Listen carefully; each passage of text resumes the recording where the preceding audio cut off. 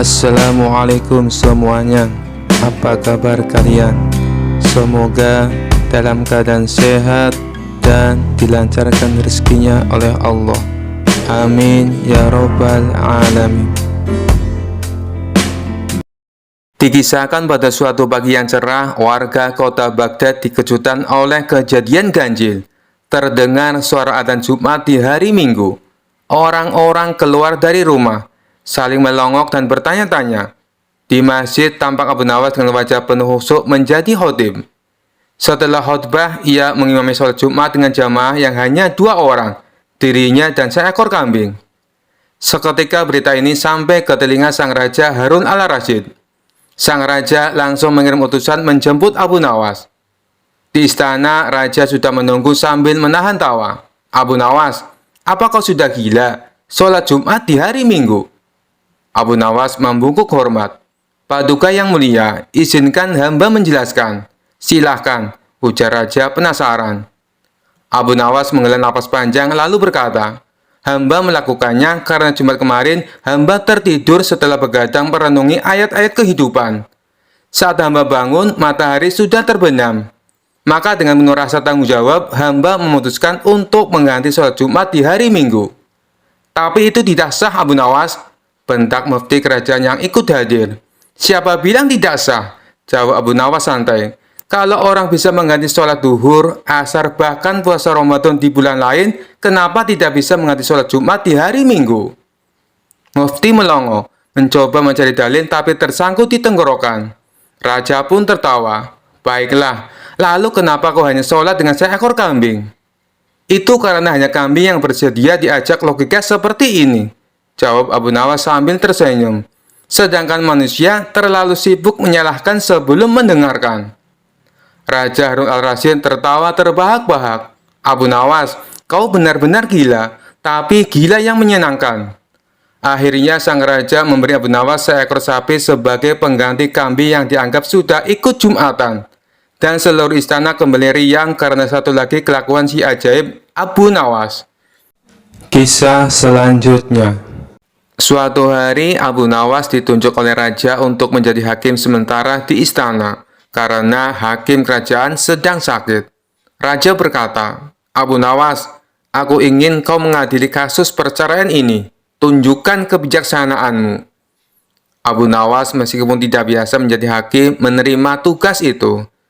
Di depan Abu Nawas ada sepasang suami istri yang sedang berseteru. Sang suami ingin bercerai karena merasa istrinya terlalu galak.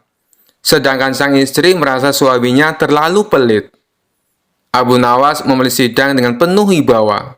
"Baiklah, ceritakan masalah kalian satu persatu," katanya. Sang suami langsung berkata dengan nada kesal, "Istriku ini seperti naga. Setiap hari aku dimarahi. Tidak peduli aku bekerja keras seharian." Sang istri tidak mau kalah. "Dia ini pelitnya luar biasa. Bahkan untuk makan, aku harus hitung-hitung dulu agar tidak dimarahi." Abu Nawas mendengarkan dengan penuh perhatian, lalu berkata, "Ini masalah besar. Aku harus berpikir."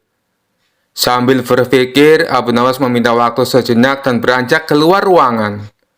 Tapi begitu ia kembali, ia mendapati pasangan itu sudah bertengkar hebat. Suaminya berkata, "Aku sudah tidak tahan, kau tidak pernah puas." Istrinya membalas, "Kalau kau tidak pelit, aku juga tidak akan marah-marah." Abu Nawas bingung bagaimana cara menyelesaikan pertikaian itu tanpa memperlukan dirinya sendiri. Akhirnya ia memutuskan untuk melakukan sesuatu yang tidak biasa. Abu Nawas berdiri dengan tegas. "Baiklah, karena kalian berdua tidak bisa akur, aku akan memberi kalian hukuman." Pasangan itu terkejut. "Hukuman? Apa maksud Anda, Tuan Hakim?" Abu Nawas tersenyum kecil. "Kalian akan dihukum tinggal bersama selama 3 bulan di penjara istana. Kalian harus makan, tidur, dan melakukan semua kegiatan bersama. Jika setelah 3 bulan kalian masih ingin bercerai, maka aku akan menyetujuinya." Pasangan itu saling menatap. Sang suami tampak takut dan berkata, "3 bulan bersama dia di penjara, aku bisa mati muda." Sang istri juga ragu. 3 bulan dengan orang sepelit dia, aku bisa kelaparan. Akhirnya mereka berdua sepakat untuk berdamai. Kami akan mencoba untuk rukun kembali, Tuan Hakim. Tidak perlu dipenjara. Abu Nawas tersenyum lebar. Bagus, itu keputusan bijak. Ingat, lebih baik hidup rukun daripada saling menyalahkan.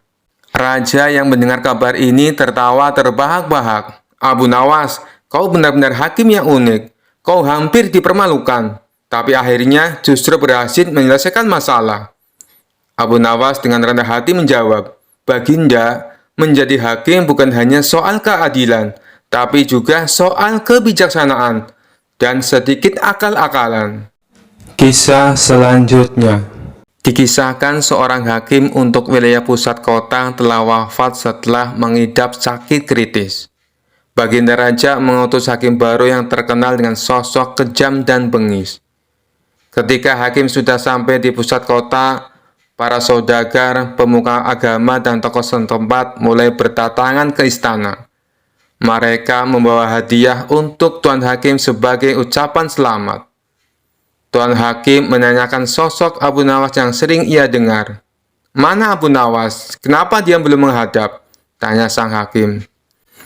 Kami tidak tahu, Tuan. Nanti kami akan menemuinya, jawab mereka.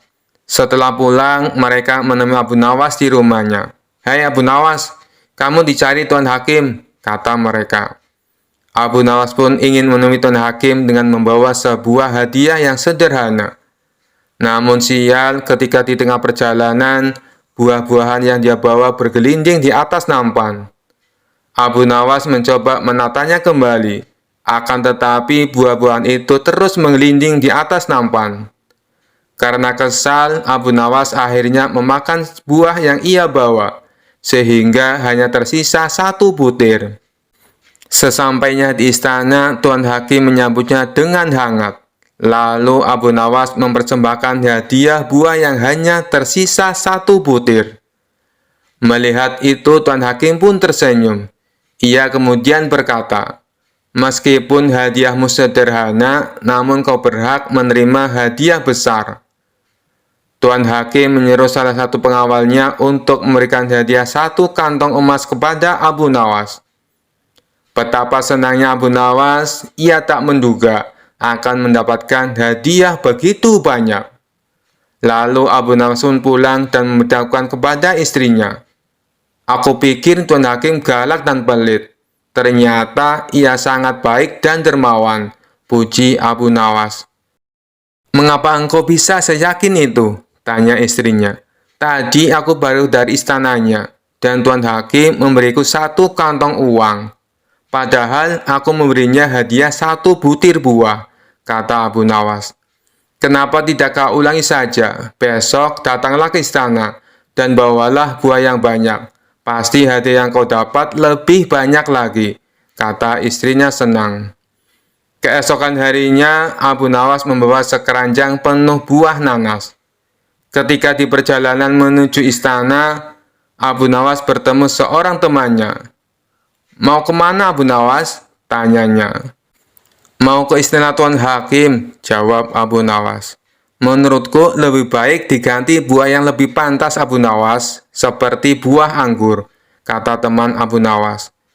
Abu Nawas pun setuju dengan usulan tersebut. Lantas ia pergi ke pasar membeli buah anggur terbaik untuk diberikan kepada Tuan Hakim. Ketika sampai di istana, Tuan Hakim menyambutnya dengan hangat. Dan Abu Nawas mempersembahkan buah anggur yang baru saja dibelinya. Namun hadiah tersebut tidak bisa memikat Tuan Hakim. Tuan Hakim justru beranggapan Abu Nawas menghinanya, dan ia menjadi marah. Kamu tahu kan, kalau aku paling benci buah anggur? Tanya Tuan Hakim emosi. Tuan Hakim menyuruh pengawal melempari Abu Nawas dengan buah anggur. Setiap kali buah anggur mengenai dirinya, Abu Nawas selalu berkata, Alhamdulillah. Melihat hal itu, Tuan Hakim menjadi heran. Kenapa kamu mengucap Alhamdulillah? Padahal aku sedang menghukum kamu, ucap Tuan Hakim. Dengan polosnya, Abu Nawas menjawab, sebab pada awalnya aku akan membawa sekeranjang buah nanas. Untungnya ada temanku yang menyarankan supaya membawa buah anggur saja. Coba, kalau yang dilempar buah ananas, tentu akan membuat kepalaku memar dan hidungku patah. Bagaimana aku tidak bersyukur kepada Allah atas keselamatanku? Lanjut Abu Nawas. Spontan Tuan Hakim tertawa terpingkal-pingkal mendengar alasan Abu Nawas. Dan ia pun mempersilahkan Abu Nawas untuk pulang. Kisah selanjutnya. Dikisahkan suatu hari di istana Raja Harun al-Rasyid, ada seorang pria datang dan mengaku sebagai Habib keturunan Nabi. Orang-orang di istana mempercayainya dan memperlakukannya dengan sangat hormat. Namun Abu Nawas mencium gelagat aneh dari pria ini. Baginda, saya rasa kita harus menguji kebenaran pengakuannya, kata Abu Nawas. Raja pun langsung setuju atas usulan Abu Nawas. Apa rencanamu, Abu Nawas? Abu Nawas pun berbisik-bisik pada Raja. Lalu mereka berdua tertawa terbahak-bahak.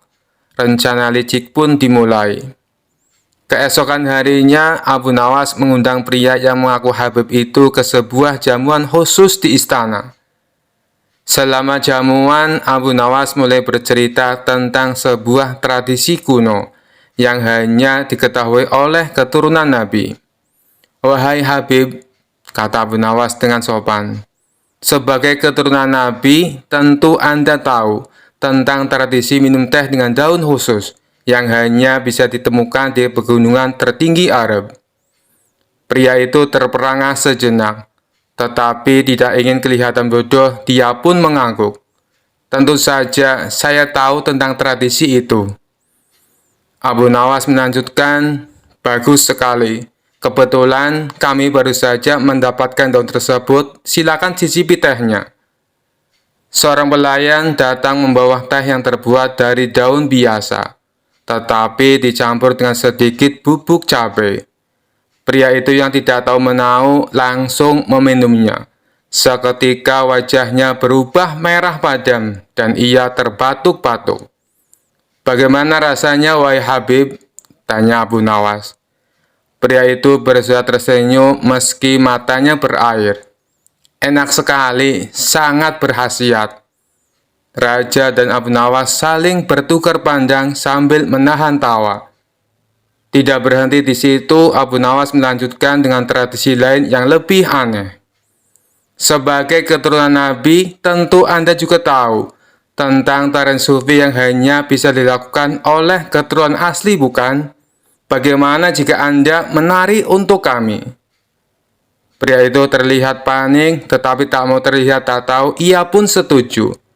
Ia mulai bergerak dengan gerakan aneh yang membuat semua orang di ruangan itu tertawa terpingkal-pingkal. Akhirnya Abu Nawas berkata, wahai Habib, Anda telah melewati semua ujian dengan sangat baik. Namun, satu ujian terakhir adalah yang paling penting. Sebagai keturunan Nabi, Anda tentu tahu tentang kemampuan berbicara dalam bahasa burung, bukan? Pria itu terdiam sejenak, lalu dengan percaya diri mulai bersiul dan berkicau sembarangan. Seluruh ruangan meledak dalam tawa. Raja akhirnya berdiri dan berkata, cukuplah Abu Nawas, kita telah cukup bersenang-senang. Wahai Habib palsu, kami tahu Anda bukan keturunan Nabi.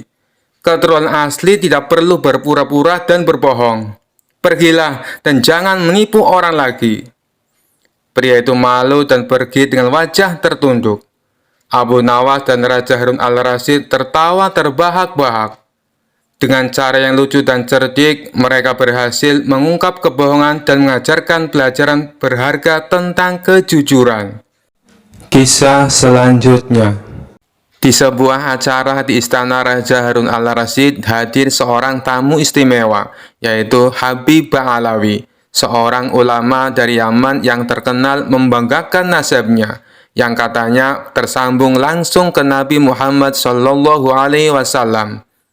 Habib ini tidak hanya berbicara tentang ilmu agama, tetapi juga sering menyisipkan cerita tentang garis keturunannya. Aku adalah keturunan Rasulullah. maka sudah sepantasnya aku dihormati lebih dari siapapun di sini, katanya dengan suara lantang, membuat beberapa tamu istana merasa risih. Raja Harun yang tahu Abu Nawas pasti bisa menghibur suasana memanggilnya. Abu Nawas, kemarilah. Aku ingin kau berbincang dengan Habib Ba'alawi. Tapi hati-hati, dia sangat membanggakan garis keturunannya. Abu Nawas dengan senyum tipisnya segera menghampiri Habib Ba'alawi. Tuan Habib, sungguh mulia nasab Anda yang tersambung langsung ke Nabi. Saya ini hanya rakyat biasa.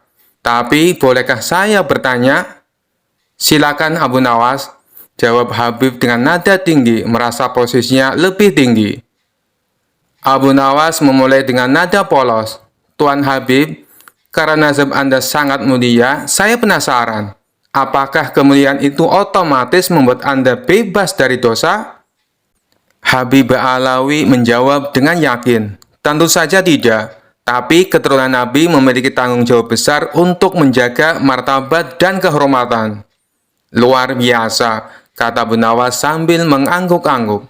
Berarti jika Anda melakukan kesalahan, kesalahan itu tidak bisa disalahkan pada Nabi kan? Tentu saja tidak, jawab tegas sang Habib. Kalau begitu Tuan Habib, lanjut Abu Nawas dengan senyum lecek. Mengapa Anda terus-menerus membanggakan nasab Anda? Bukankah yang penting itu amal perbuatan, bukan asal keturunan? Para tamu istana langsung menahan tawa. Sang Habib mulai gugup, tetapi mencoba mempertahankan wibawanya. Habib Ba'alawi menjawab dengan nada tinggi. Nasabku adalah kehormatan yang harus dijaga. Kau Abu Nawas tidak tahu betapa sulitnya menjadi keturunan Nabi. Abu Nawas tersenyum santai. Tuan Habib, saya bukan keturunan Nabi, tapi saya tahu satu hal. Di akhirat nanti, Tuhan tidak akan bertanya siapa nenek moyang kita, tetapi apa yang sudah kita lakukan di dunia ini. Sang Habib mulai terpojok, tetapi tetap mencoba membalas. Tapi Abu Nawas, kau harus tahu, aku ini ibarat akar yang mulia, sedangkan kau mungkin hanya ranting liar yang tumbuh di mana-mana. Abu Nawas tertawa kecil. Tuan Habib, akar memang penting. Tapi jika pohonnya tidak berbuah, apa gunanya? Sedangkan ranting liar seperti saya, meskipun kecil, kadang bisa memberi buah yang manis. Raja Harun al-Rasyid langsung tertawa terbahak-bahak mendengar jawaban Abu Nawas. Para tamu pun ikut tertawa, sementara wajah Habib mulai memerah karena malu. Melihat suasana semakin panas, Abu Nawas menambahkan, Tuan Habib, jangan marah. Anda seperti permata. Saya seperti batu biasa. Tapi ingat, bahkan permata tetap harus diasah agar berharga. Sedangkan batu biasa seperti saya, kadang bisa menjadi pondasi rumah yang kuat. Sang Habib hanya terdiam, menyadari bahwa Abu Nawas tidak hanya cerdas, tetapi juga berbicara dengan penuh makna. Dengan malu-malu, ia berkata, Abu Nawas, kau benar. Aku harus lebih banyak belajar rendah hati. Abu Nawas tersenyum. Tuan Habib, kita semua belajar. Saya pun belajar dari Anda. Tapi jangan terlalu sering bicara tentang nasab, karena Tuhan menilai dari hati, bukan dari silsilah. Raja Harun tertawa puas. Abu Nawas, kau telah menyelamatkan acara ini dari kebosanan. Habib, anggap ini pelajaran berharga. Sejak itu, Habib Ba'alawi lebih berhati-hati dalam membanggakan nasabnya. Sementara Abu Nawas kembali menjadi pahlawan cerdik istana yang dihormati semua orang. Kisah selanjutnya. Pada suatu hari yang cerah, Abu Nawas sedang berjalan di pasar. Ia baru saja menerima hadiah sebotol minuman dari seorang pedagang yang sangat menghormatinya karena kecerdasannya. Botol itu terlihat sangat indah, berisi cairan berwarna merah muda yang berkilauan di bawah sinar matahari. Abu Nawas yang penasaran sambil tersenyum berkata pada dirinya sendiri, minuman ini terlihat sangat menggoda, apa salahnya mencicipinya sedikit? Tanpa berpikir panjang, ia pun membuka tutup botol dan meneguk isinya. Tak lama setelah itu, Abu Nawas merasakan kepalanya mulai pusing. Pandangannya kabur dan ia mulai berjalan sempoyongan. Aduh, kenapa ini? Kenapa kepalaku terasa berat? Gumamnya. Sambil berjalan goyah, Abu Nawas tiba-tiba bertemu dengan raja yang sedang berkeliling kota. Melihat Abu Nawas yang sempoyongan, raja pun mendekatinya dengan rasa heran. Abu Nawas, apa yang terjadi padamu? Mengapa kau terlihat seperti orang mabuk? Tanya raja sedikit khawatir. Dengan suara yang sedikit melantur, Abu Nawas menjawab, Tuanku, hamba baru saja meminum sesuatu dari botol ini, dan tiba-tiba hamba merasa seperti terbang ke awan. Raja terkejut dan penasaran. Botol apa yang kau minum itu, Abu Nawas? Apakah itu minuman keras? Abu Nawas sambil berusaha tetap berdiri tegak, menggelengkan kepalanya dengan dramatis. Oh tidak, Tuanku, ini bukan minuman keras. Ini lebih dari itu. Ini adalah minuman keajaiban. Raja yang semakin penasaran bertanya, keajaiban? Bagaimana mungkin sebotol minuman bisa membuatmu sempoyongan seperti ini? Abu Nawas dengan gaya yang sangat dramatis menjawab, minuman ini membuat hamba melihat dunia dengan cara yang berbeda. Tadi hamba melihat kucing terbang, dan sekarang hamba merasa bumi berputar lebih cepat dari biasanya. Raja tertawa terbahak-bahak melihat tingkah Abu Nawas yang terlihat seperti sedang mabuk berat. Namun di balik tawanya, ia mulai curiga dan ingin tahu lebih lanjut tentang apa yang sebenarnya terjadi pada Abu Nawas. Abu Nawas, biarkan aku mencicipi sedikit minuman itu. Aku ingin tahu apa yang membuatmu seperti ini. Abu Nawas yang sedang limbung dengan cepat menyembunyikan botolnya di balik jubahnya dan berkata, Oh tuanku, hamba tak bisa membiarkan tuanku minum ini. Minuman ini hanya untuk orang-orang yang kuat seperti hamba. Jika tuanku meminumnya, mungkin istana akan terlihat seperti menari di depan mata tuanku. Raja semakin tertawa keras mendengar lelucon Abu Nawas. Tetapi ia tetap penasaran. Baiklah Abu Nawas, katakan padaku, apa sebenarnya minuman ini? Abu Nawas yang sekarang sudah sedikit lebih stabil menjawab dengan senyum cerdik. Tuanku, ini bukan minuman keras ataupun minuman keajaiban. Ini hanya jus buah delima yang hamba dapat dari pedagang di pasar tadi. Hamba hanya bercanda, mencoba melihat bagaimana reaksi tuanku jika melihat hamba seperti ini. Raja terkejut sejenak, lalu tertawa terbahak-bahak. Jadi, kau berpura-pura mabuk hanya untuk mengerjaiku? Abu Nawas mengangguk dengan gaya yang lucu. Benar sekali, tuanku. Hamba hanya ingin melihat apakah tuanku akan percaya kalau hamba mabuk gara-gara jus delima. Ternyata, minuman sederhana ini bisa membuat siapapun tertawa, termasuk tuanku. Raja pun terus tertawa, sementara orang-orang di sekitarnya ikut terhibur melihat tingkah lucu Abu Nawas. Seperti biasa, Abu Nawas berhasil membuat suasana riang dan menghibur raja dengan kecerdasannya yang penuh humor. Kisah selanjutnya. Dikisahkan ada seorang sahabat raja yang tak suka dengan keberadaan Abu Nawas di ruang lingkup istana. Abu Nawas sendiri juga tidak suka kepadanya. Tapi ketidaksukaan Abu Nawas bukan tanpa sebab. Abu Nawas kerap kali mempergokinya tengah menyalahgunakan kedekatnya dengan raja untuk memeras rakyat kecil. Akan tetapi setiap kali Abu Nawas mengadukan hal itu kepada baginda raja, justru malah membelanya. Baginda raja menganggap bahwa tuduhan Abu Nawas hanya karena ketidaksukaannya. Suatu hari sahabat baginda raja tersebut diangkat jadi gubernur di mana Abu Nawas tinggal. Hanya dalam waktu sebulan, Abu Nawas sudah banyak mendapatkan aduan dari masyarakat tentang perilaku gubernur barunya itu. Wahai Abu Nawas, gubernur baru kita telah bertindak semena-mena. Ia sangat kejam sama rakyat kecil, dan ia juga sering berbuat korupsi, kata salah satu warga. Engkau kan dekat dengan baginda raja, laporkan saja padanya Abu Nawas, biar dia dipecat, sahut lainnya. Dia itu sahabat raja. Kalau saya sendirian mengadu, tentu Paduka lebih percaya padanya, ujar Abu Nawas. Lalu apa yang harus kita lakukan? Kita tidak mau terus-terusan tertindas oleh ulah gubernur baru itu, kata para warga. Mendengar keluhan tersebut, sejenak Abu Nawas terdiam. Ia memikirkan cara supaya Baginda Raja percaya kepadanya. Lebih baik kita ke istana sama-sama.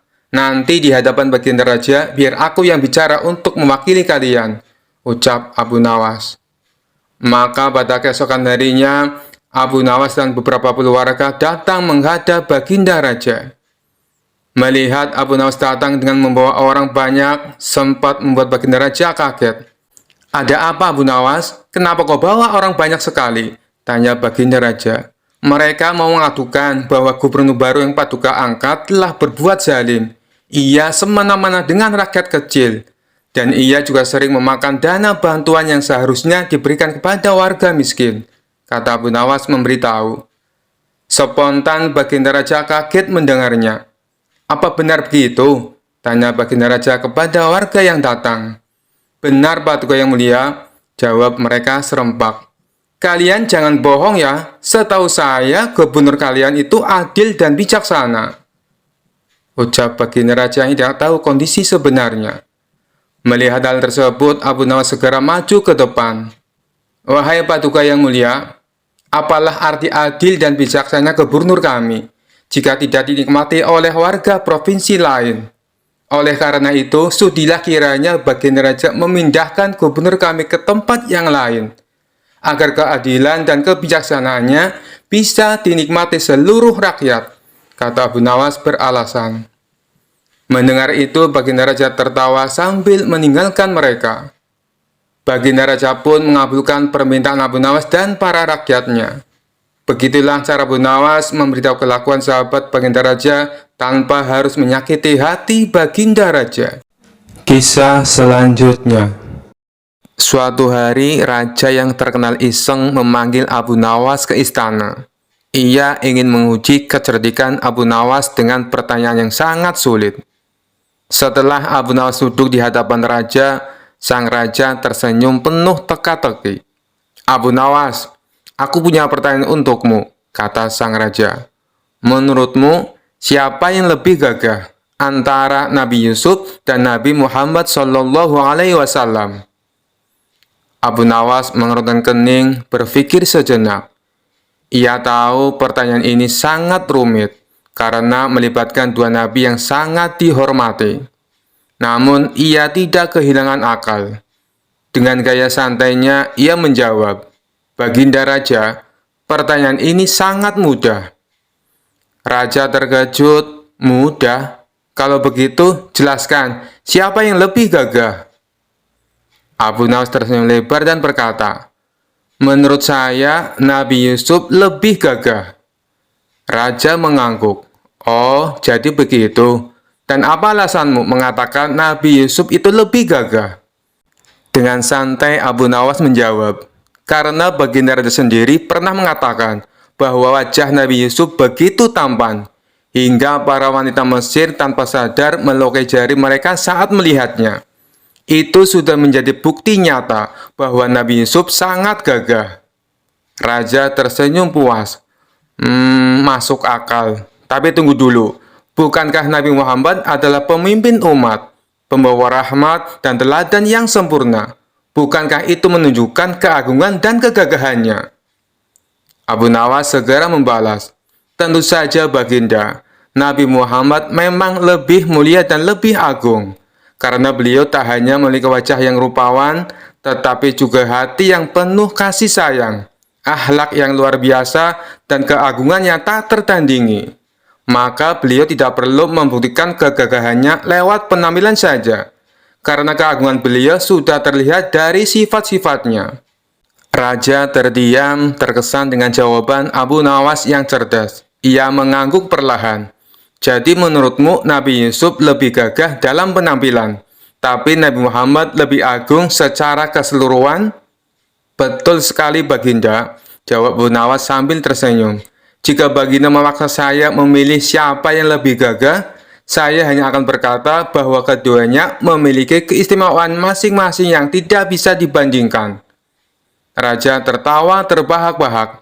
"Abu Nawas, kau benar-benar cerdik. Pertanyaan ini sebenarnya jebakan, tapi kau berhasil lolos dengan jawaban yang luar biasa. Aku benar-benar kagum padamu." Abu Nawas hanya tersenyum sambil berkata, "Terima kasih, Baginda. Tapi lain kali, mungkin Baginda perlu menyiapkan pertanyaan yang lebih sulit lagi." Raja tertawa lagi dan seluruh istana riuh dengan gelak tawa. Kisah selanjutnya. Suatu hari, Abu Nawas sedang berjalan-jalan di pasar. Seperti biasa, dia disapa oleh banyak orang yang kagum dengan kecerdasannya. Namun, hari itu, seorang pria bisu datang mendekat dan mulai menggerak-gerakkan tangan dan wajahnya dengan ekspresi marah, seolah-olah mengajak Abu Nawas untuk berdebat. Abu Nawas yang terkenal cerdik dan humoris segera menyadari tantangan unik ini. Dia tidak bisa mengabaikan ajakan berdebat tersebut, meskipun lawannya tidak bisa berbicara. Maka dia pun berusaha menanggapi dengan isyarat dan gerakan. Pria bisu itu mengacungkan satu jari ke arah Abu Nawas. Abu Nawas berpikir sejenak, lalu mengacungkan dua jari sebagai balasan. Orang-orang di sekitar mulai berkumpul penasaran dengan apa yang sedang terjadi. Pria bisu itu kemudian mengacungkan tiga jari, dan Abu Nawas dengan tenang mengangkat kepalan tangannya. Orang-orang mulai tertawa, tetapi mereka masih tidak mengerti apa yang sedang mereka bicarakan. Pria bisu itu kemudian membuat gerakan melingkar dengan tangannya, seolah-olah menggambarkan dunia. Abu Nawas menjawab dengan menunjuk ke tanah. Pria bisu itu menggelengkan kepala dengan keras, lalu menunjuk ke langit. Abu Nawas tersenyum dan mengangguk. Setelah beberapa menit, pria bisu itu tampak bingung. Kemudian dia mengangguk dan pergi. Orang-orang di sekitar bertepuk tangan dan tertawa, terhibur oleh pertunjukan yang baru saja mereka saksikan. Seorang teman Abu Nawas yang penasaran bertanya, "Abu Nawas, apa sebenarnya yang kalian bicarakan tadi?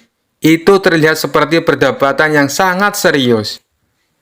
Abu Nawas tertawa dan menjelaskan, "Awalnya, dia mengacungkan satu jari. Artinya, dunia ini hanya ada satu Tuhan. Saya menjawab dengan dua jari. Artinya, Tuhan menciptakan dua alam, dunia dan akhirat. Kemudian, dia mengacungkan tiga jari, yang artinya adalah tiga unsur utama, manusia, hewan, dan tumbuhan. Saya menjawab dengan kepalan tangan, yang berarti kita semua berada di bawah kekuasaan Tuhan yang satu." Ketika dia menggambarkan dunia dengan tangannya, saya menjawab dengan menunjuk ke tanah. Artinya segala sesuatu berasal dari bumi. Ketika dia menunjuk langit, saya setuju bahwa Tuhan mengawasi kita dari atas. Pada akhirnya dia menyadari bahwa kita berdua memiliki pemahaman yang sama, dan perdebatan selesai. Semua orang tertawa terbahak-bahak mengagumi kecerdikan Abu Nawas. Bahkan pria bisu itu kembali dan memberi isyarat jempol kepada Abu Nawas sebagai tanda penghormatan. Kisah selanjutnya. Dikisahkan di suatu kota ada seorang pendeta muda yang terkenal sombong. Ia selalu merasa dirinya paling pandai dan suka mempermalukan orang di depan umum. Suatu hari, ia mendengar tentang Abu Nawas, seorang yang terkenal cerdik dan penuh akal.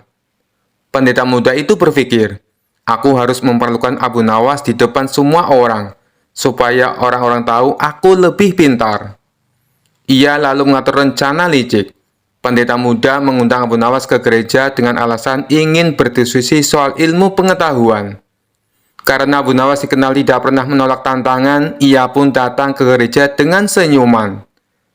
Begitu Abu Nawas masuk, pendeta muda itu berdiri di depan banyak jemaat dan berkata dengan suara lantang, "Abu Nawas, kau adalah tamu di sini, dan sebagai tamu kau harus menjawab 3 pertanyaanku.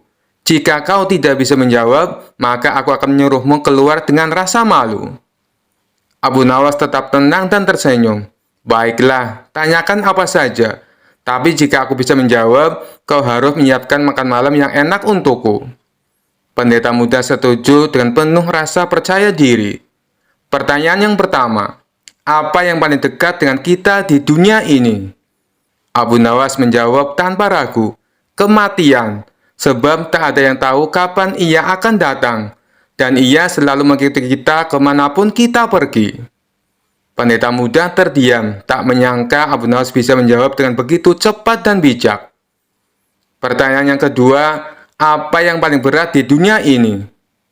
Abu Nawas tersenyum dan berkata, menahan nafsu dan amarah. Banyak orang kuat mengangkat beban berat, tapi sedikit yang mampu menahan dirinya sendiri. Para jemaat mengangguk setuju mendengar jawaban Abu Nawas. Sementara pendeta muda mulai terlihat gugup. Pertanyaan yang ketiga, apa yang paling ringan di dunia ini? Abu Nawas dengan tenang menjawab, meninggalkan ibadah dan kebaikan. Banyak orang dengan mudah meninggalkannya hanya karena alasan sepele. Pemuda muda terdiam, ia tahu bahwa semua jawaban Abu Nawas benar dan sangat bijaksana. Para jemaat pun mulai berbisik-bisik memuji kecerdasan Abu Nawas. Karena merasa dipermalukan di depan umum, pendeta muda mencoba trik terakhirnya. Baiklah, kau menjawab semua pertanyaan dengan baik. Tapi sebelum aku menyiapkan makan malam untukmu, aku ingin melihat apakah kau benar-benar cerdik. Bisakah kau menghilang dari tempat ini tanpa berjalan keluar lewat pintu? Abu Nawas tersenyum lebar dan berkata, tentu saja. Ia lalu duduk tenang, memejamkan mata dan berkata, sekarang aku sudah tidak ada di sini, karena jiwaku sudah melayang jauh ke negeri lain, yang tinggal hanya tubuhku, jadi aku sudah hilang. Semua orang tertawa terbahak-bahak mendengar kecerdikan Abu Nawas, sementara pendeta muda hanya bisa menahan malu. Akhirnya, ia memenuhi janjinya dengan menghidangkan makan malam yang enak untuk Abu Nawas. Kisah selanjutnya. Di sebuah desa ada seorang dukun yang terkenal sangat sakti. Konon katanya dia bisa memanggil hujan, membuat orang hilang, dan bahkan berbicara dengan jin. Namanya Mbah Guntur. Suatu hari kabar tentang kesaktian Mbah Guntur sampai ke telinga Abu Nawas. Teman-teman Abu Nawas mendorongnya untuk menantang Mbah Guntur. Mereka berkata, Abu Nawas, kau kan cerdik. Cobalah adu ilmu dengan Mbah Guntur. Siapa tahu kau bisa menang. Abu Nawas yang suka tantangan langsung menerima usulan itu. Dengan penuh percaya diri, dia pergi ke rumah Mbah Guntur. Abu Nawas berkata, Assalamualaikum Mbah Guntur. Saya dengar Mbah sangat sakti. Saya ingin melihat kehebatan ilmu Mbah. Bagaimana kalau kita adu ilmu? Mbah Guntur yang merasa terhina oleh tantangan itu mengelus jenggot putihnya. Baik Abu Nawas, kita adu ilmu. Jika kau kalah, kau harus mengakui aku yang paling sakti di desa ini. Abu Nawas tersenyum. Setuju Mbah, tapi kalau saya menang, Mbah harus berhenti menjadi dukun. Mbah Guntur menyetujui tantangan itu, dan mereka pun sepakat untuk memulai adu ilmu. Babak pertama, ilmu terbang. Mbah Guntur berdiri dengan penuh keyakinan. Ia membaca mantranya, dan tiba-tiba tubuhnya terangkat ke udara. Orang-orang yang menonton bersorak kagum. Wah, hebat sekali Mbah Guntur, bisa terbang. Abu Nawas mengamati dengan tenang. Setelah Mbah Guntur mendarat, Abu Nawas tersenyum. Dia melangkah ke depan dan berkata, Mbah, lihat aku bisa terbang lebih tinggi. Dengan percaya diri, Abu Nawas naik ke pohon besar di dekatnya, memanjat sampai ke puncak. Dari atas pohon, dia berteriak, lihat aku lebih tinggi dari Mbah. Orang-orang tertawa terbahak-bahak melihat kelicikan Abu Nawas. Mbah Guntur tersenyum kecut, tapi dia tidak pernah menyerah. Babak kedua, menghilangkan orang. Mbah Guntur lalu menantang Abu Nawas lagi. Sekarang, lihat aku akan membuat orang hilang. Ia memanggil salah satu penduduk desa, membaca mantranya, dan dalam sekejap orang itu hilang dari pandangan. Orang-orang tercengang, tak ada yang tahu kemana orang itu pergi. Abu Nawas terdiam sejenak, lalu dengan cepat dia berdiri dan berkata, wah, hebat sekali Mbah, tapi aku bisa membuat lebih banyak orang hilang. Abu Nawas lalu berdiri di tengah kerumunan dan berteriak, orang-orang, pulanglah ke rumah masing-masing, sekarang juga. Dalam beberapa menit, semua orang di tempat itu pergi. Abu Nawas tersenyum dan berkata, "Lihat Mbah, aku telah membuat seluruh desa hilang."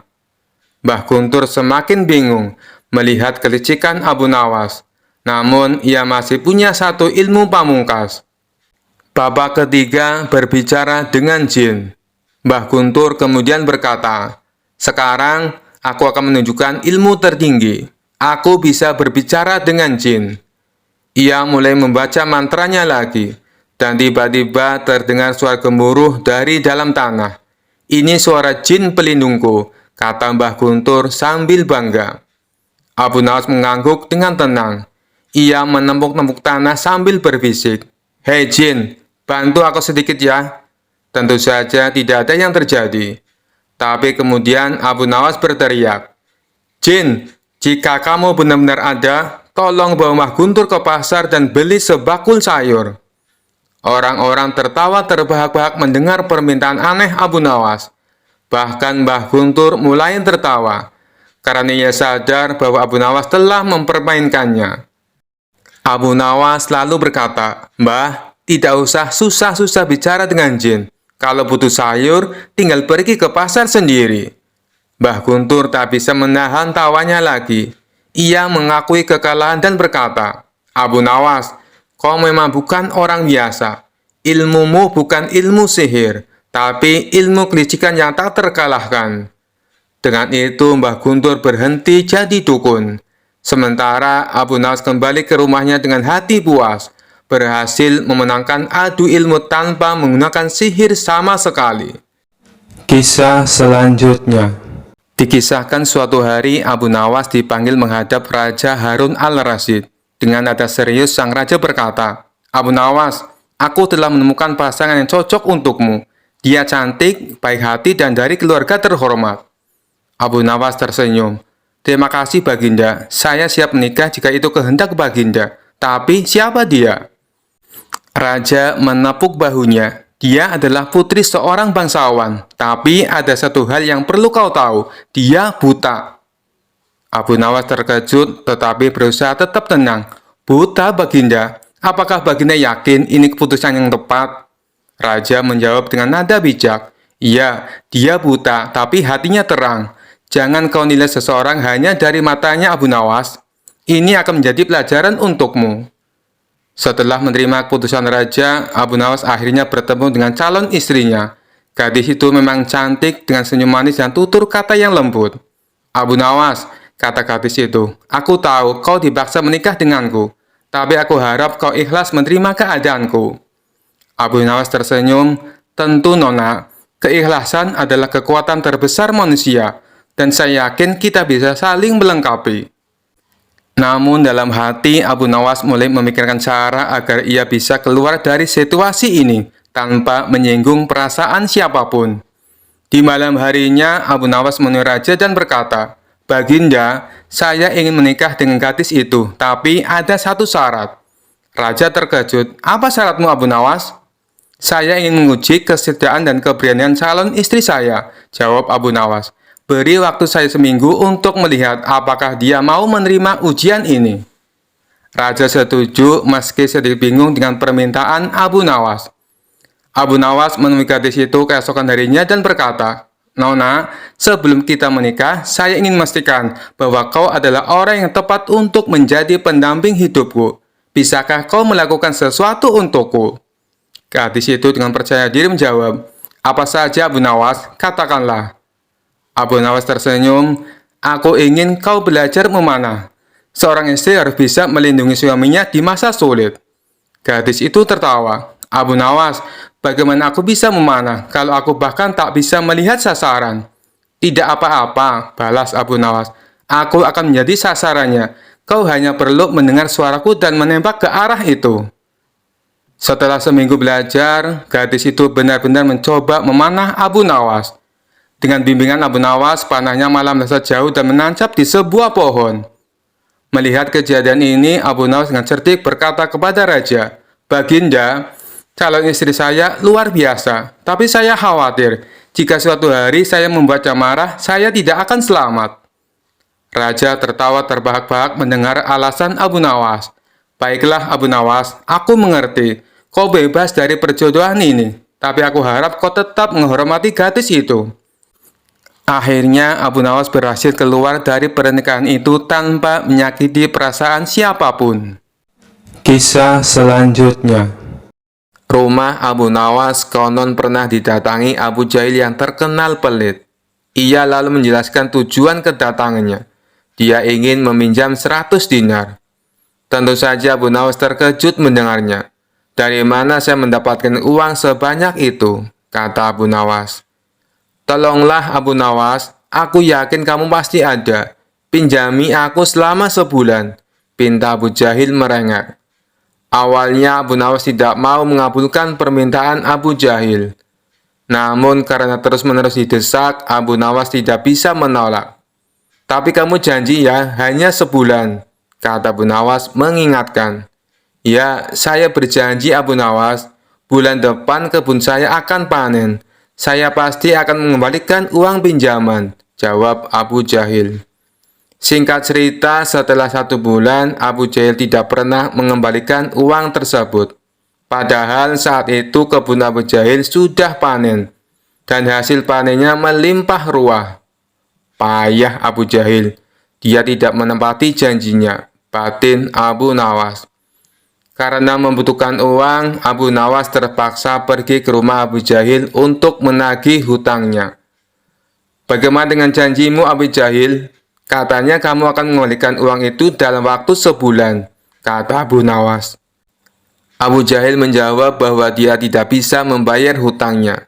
Ia beralasan bahwa uang hasil kebunnya digunakan untuk mengobati saudaranya yang sakit. Jangan khawatir Abu Nawas, saya pasti akan membayar bulan depan, kata Abu Jahil. Mendengar jawaban Abu Jahil, Abu Nawas sangat kecewa. Akhirnya dia pulang tanpa membawa uang sepeser pun. Beberapa hari kemudian, Abu Nawas mendengar kabar bahwa Abu Jahil sering mengundang teman-temannya untuk berpesta di rumahnya. Mendengar hal tersebut, Abu Nawas menjadi emosi. Kurang ajar. Katanya dia kekurangan uang, tetapi dia malah sering mengadakan pesta, gerutu Abu Nawas. Abu Jahil pasti tidak akan membayar hutangnya karena 1000 alasan. Akhirnya Abu Nawas mendapat ide untuk mengerjai Abu Jahil. Keesokan harinya, Abu Nawas pergi ke desa seberang untuk menemui sahabatnya. Dia mulai menyusun strategi dan meminta bantuan seorang teman. Setelah strateginya matang, Abu Nawas segera mendatangi rumah Abu Jahil. Mengapa kamu ke sini Abu Nawas? Aku kan sudah bilang, jika mengembalikan uangnya itu bulan depan, kata Abu Jahil. Jangan salah paham Abu Jahil, aku ke sini bukan untuk menagih hutang. Aku ingin mengajakmu bertemu dengan orang pintar, jawab Abu Nawas. Ada perlu apa memangnya? Tanya Abu Jahil penasaran. Ini Abu Jahil, di desa seberang katanya ada dukun pesugihan yang bisa membuat kita kaya. Aku ingin mencobanya di sana, jawab Abu Nawas. Benarkah? Oke Abu Nawas, aku ikut. Aku juga ingin kaya, kata Abu Jahil kegirangan mendengar adanya tawaran dukun pesugihan tersebut. Singkat cerita, Abu Nawas dan Abu Jahil tiba di rumah dukun pesugihan tersebut. Setelah memanggil keduanya, dukun itu bertanya, "Apa yang kamu lakukan di sini?" Abu Nawas kemudian mengutarakan keinginannya agar ia ingin kaya tanpa bekerja. "Oh, itu mudah, tapi ada syaratnya," kata sang dukun. "Apa syaratnya?" tanya Abu Nawas. "Syaratnya harus ada yang dikorbankan. Tapi jangan khawatir, korbannya tidak harus dari keluarga.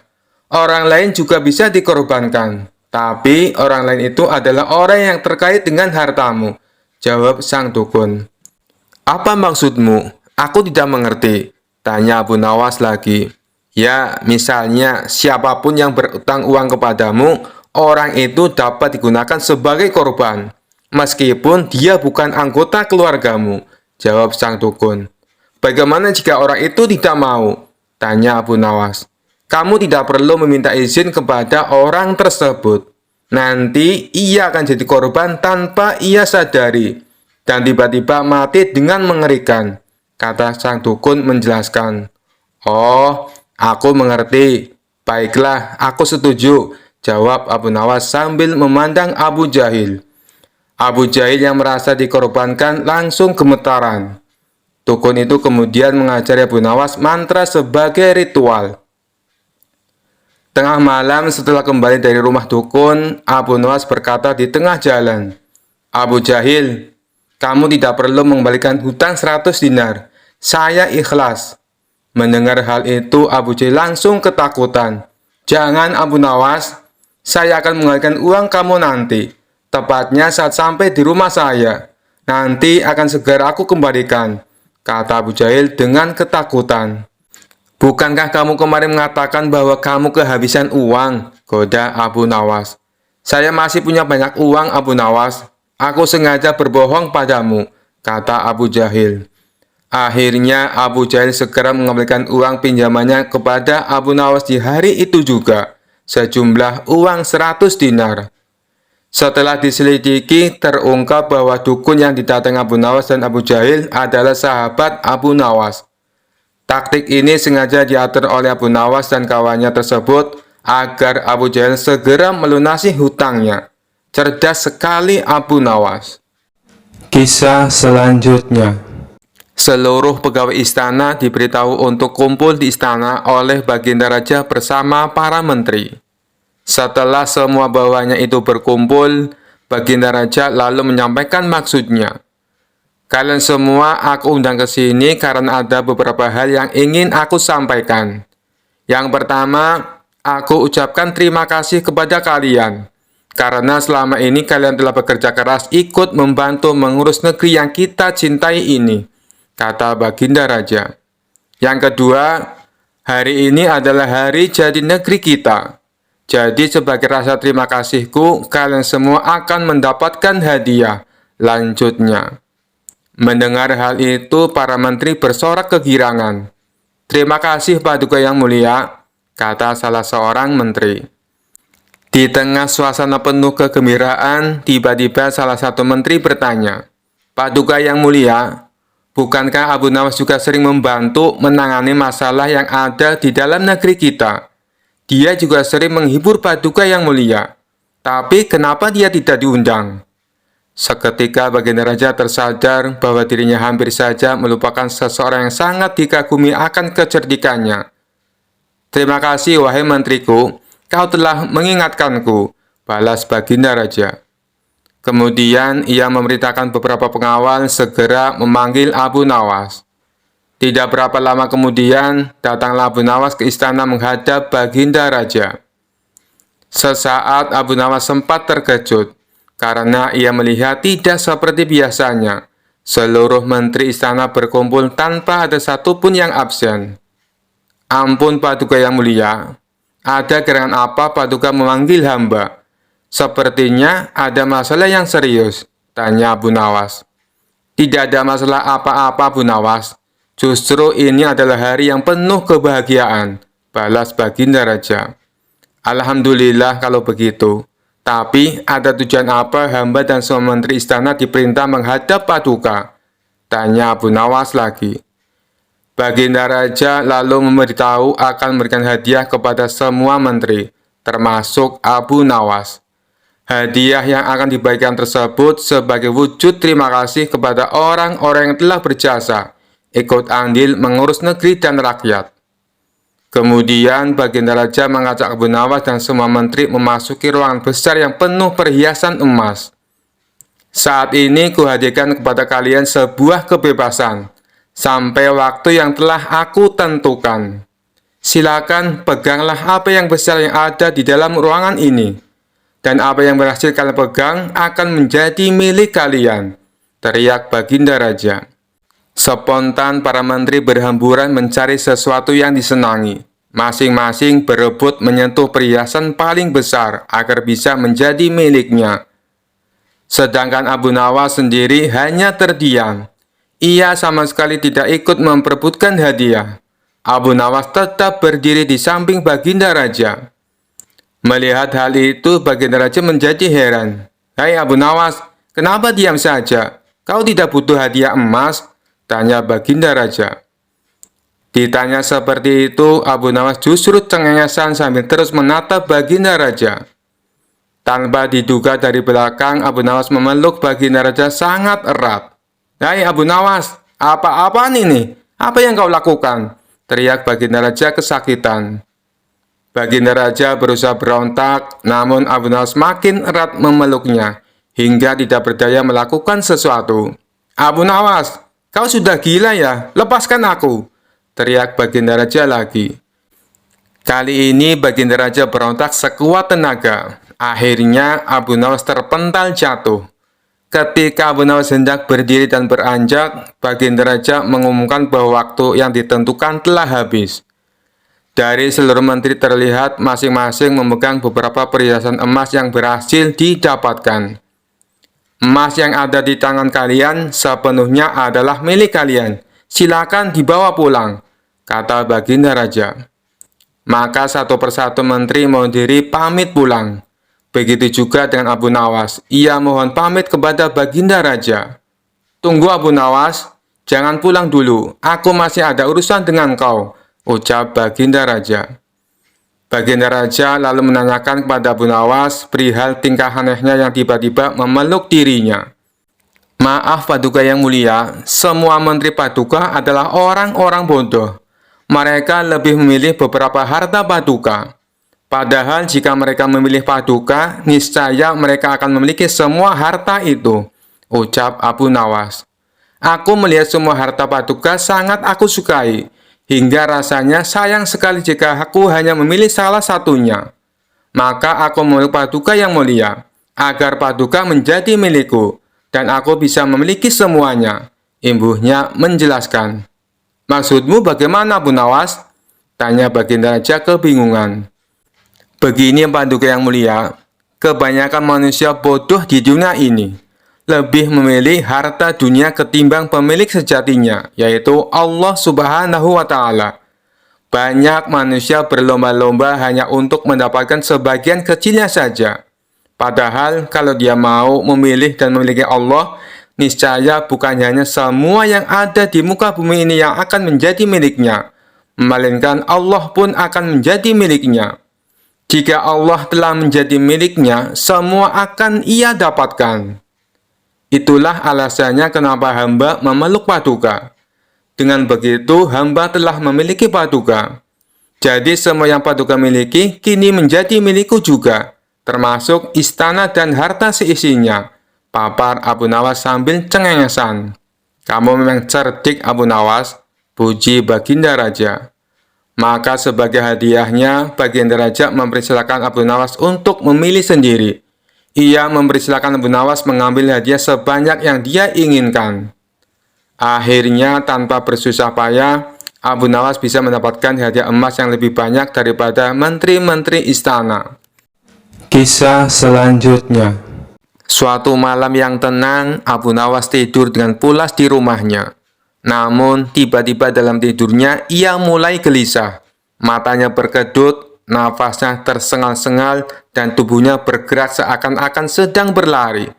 Ternyata Abu Nawas sedang bermimpi buruk dikejar-kejar harimau. Di dalam mimpinya, Abu Nawas berada di sebuah hutan lebat. Ia mendengar deru nafas berat dari balik semak-semak. Ketika menoleh ke belakang, ia melihat seekor harimau besar berlari ke arahnya dengan mata yang bersinar ganas. "Astagfirullah, harimau!" seru Abu Nawas dalam mimpi itu. Sambil berlari secepat mungkin, tapi seperti mimpi pada umumnya, kakinya terasa berat, dan setiap langkahnya seperti berjalan di lumpur. Harimau itu semakin mendekat dan Abu Nawas mulai panik. "Lari Abu Nawas, lari!" ia berteriak pada dirinya sendiri. Namun tak peduli seberapa keras ia mencoba, harimau itu semakin dekat. Taringnya terlihat tajam dan siap menerkam. Ketika Abu Nawas sudah hampir menyerah, tiba-tiba ia tersandung batu besar dan terjatuh. Dengan cepat, harimau itu melompat ke arahnya. Tapi sebelum harimau itu menerkam, Abu Nawas berteriak, "Tunggu, tunggu dulu!" Ajaibnya, harimau itu berhenti di udara, menggantung seperti sedang mempertimbangkan kata-kata Abu Nawas. "Kenapa kau berhenti?" tanya harimau bingung. Abu Nawas yang sudah terpojok tiba-tiba mendapatkan ide cerdik. "Kau tidak boleh menerkamku sekarang," katanya dengan nada yakin. "Aku sedang bermimpi, dan dalam mimpi aku yang mengendalikan segalanya." Harimau itu menatapnya curiga. "Apa maksudmu?" Abu Nawas melanjutkan dengan percaya diri. "Aku bisa mengubahmu menjadi apapun yang aku mau. Bagaimana kalau aku membuatmu jadi kucing manis saja? Atau mungkin seekor ayam?" Harimau itu mulai panik. "Ayam? Tidak, aku tidak mau jadi ayam." Abu Nawas tersenyum lebar. "Lalu bagaimana kalau kita buat kesepakatan? Aku tidak akan mengubahmu jadi ayam, asalkan kau tidak menerkamku." Harimau itu berpikir sejenak, lalu setuju. "Baiklah, kita punya kesepakatan. Aku tidak akan menerkammu." Dengan lega, Abu Nawas mengusap keringat di dahinya. "Bagus, bagus. Sekarang, bagaimana kalau kau pergi dan tinggalkan aku sendirian?" Harimau itu mengangguk, berbalik dan mulai berjalan menjauh. Namun, sebelum pergi terlalu jauh, ia menoleh kembali dan berkata, "Ingat Abu Nawas, lain kali kalau kau bermimpi lagi, jangan buat aku marah. Aku tidak suka diancam jadi ayam." Abu Nawas tertawa dalam mimpinya, merasa telah menang dengan kecerdikannya. Dan saat itu juga ia terbangun. Keringatnya masih membasahi dahi, tapi ia tetap tersenyum lega. Keesokan harinya, para tetangga bertanya, "Abu Nawas, kenapa semalam kau berteriak-teriak dalam tidurmu? Apa kau bermimpi buruk?"